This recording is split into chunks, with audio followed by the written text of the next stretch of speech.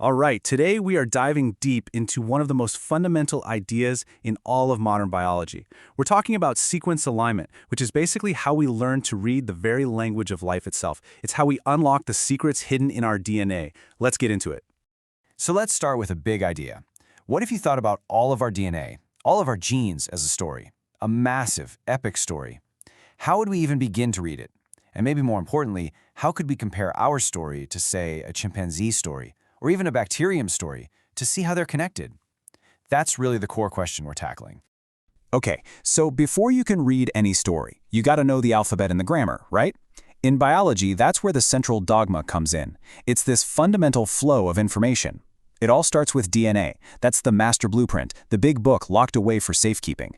That gets transcribed into RNA, which is like a working photocopy, and then that copy is translated into proteins. These are the real workhorses, the molecular machines that actually build and run everything in our cells. So DNA, RNA, protein, those are our main characters. So, that brings us to the main event. How do we actually compare these biological stories? Well, that's where this amazing technique called sequence alignment comes into play. It's our primary tool for reading the book of life. It's a method where we line up sequences of DNA or proteins side by side to find regions that are similar. And trust me, finding those similarities, that's the key to understanding just about everything, from how a protein works to where we came from millions of years ago. All right, let's start at square one. The very first thing a biological detective would do is simply compare two sequences. Think of it as putting two sentences of code right next to each other to see how they stack up. And this first step is called pairwise alignment. It's pretty much exactly what it sounds like. We're taking just two sequences and trying to find the best possible way to line them up. The whole goal is to maximize the number of spots where the letters match, because those matches hint at a shared history or a similar function. And here's the simplest way to actually see this. It's called the dot plot, and honestly, it's brilliant in its simplicity. You just put one sequence along the bottom, the other along the side, and you put a dot wherever the letters match. If you see a perfect diagonal line, like in that first box, A, bam, that's a perfect match. But you can also spot other cool patterns that tell you about repeats or other genetic shuffling. But, just eyeballing it isn't always enough. For our really rigorous mathematical approach, we use algorithms based on something called dynamic programming. Look at this grid. Think of it like a video game map. The algorithm starts in the top left and needs to find the highest scoring path to the bottom right. Moving diagonally means you found a match. Points for you. Moving sideways or down means there's a gap or a mismatch, which costs you points. The algorithm's job is to find that one optimal path that gives the best score, which represents the best possible alignment.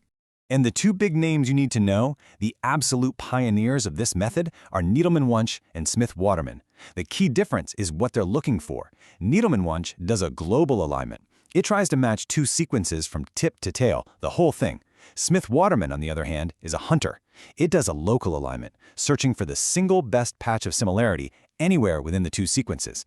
It's perfect for finding a small critical gene that's hidden in two otherwise very different strands of DNA.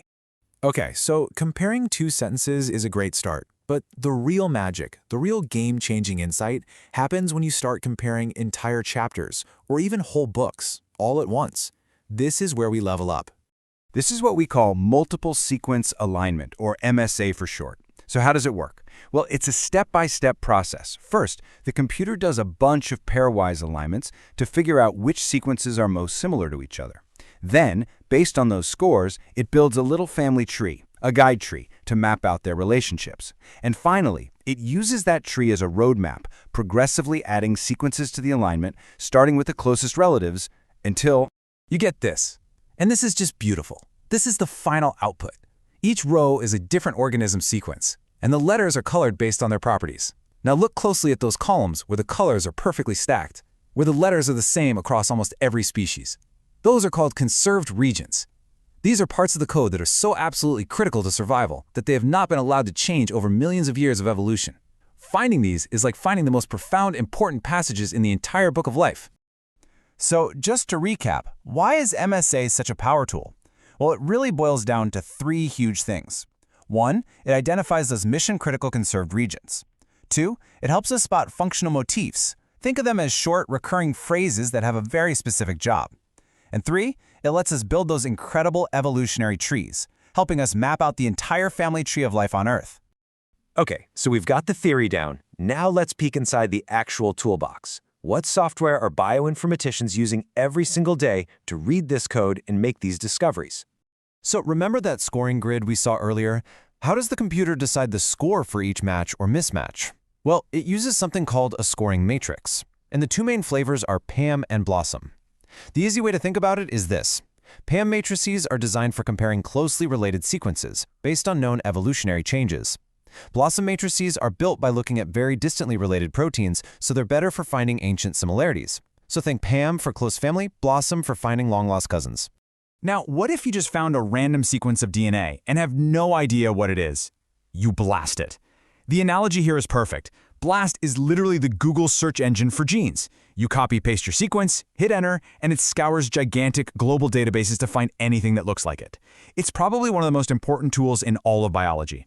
And just like Google has different search options, BLAST has different flavors depending on what you're doing. BLAST-N is for comparing DNA to DNA. BLAST-P is for protein to protein. And then there's a really clever one called BLAST-X where you give it DNA, it translates it into a protein for you, and then searches a protein database. Super useful. Now, for actually making those multiple sequence alignments, one of the most famous tools out there is Clustal. You might have heard of Clustal W. It's a classic, a real workhorse for decades. But science moves fast, and the amount of data we have now is just staggering. So its successor, Clustal Omega, was built to be faster, more accurate, and to handle the absolutely massive datasets we work with today. All right, we've gone through the theory, we've looked at the tools. But so what?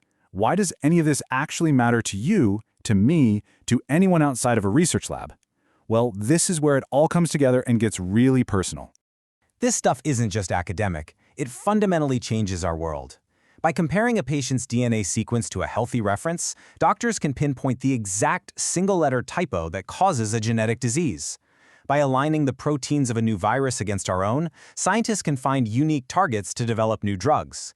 And on the grandest scale, it's what allows us to build the tree of life, tracing the connections between us and every other living thing on the planet. You know, this quote really just says it all perfectly. Sequence alignment isn't just some computational trick. It has truly revolutionized our understanding of biology. It's given us this incredible window into how things evolve, how they work, and what happens when they go wrong. It's the absolute bedrock of modern bioinformatics. And that brings us to right now, and to the future. With powerful tools like AI and machine learning jumping into the mix, our ability to analyze this data and read the language of life is accelerating like never before. So I'll leave you with a big question to think about.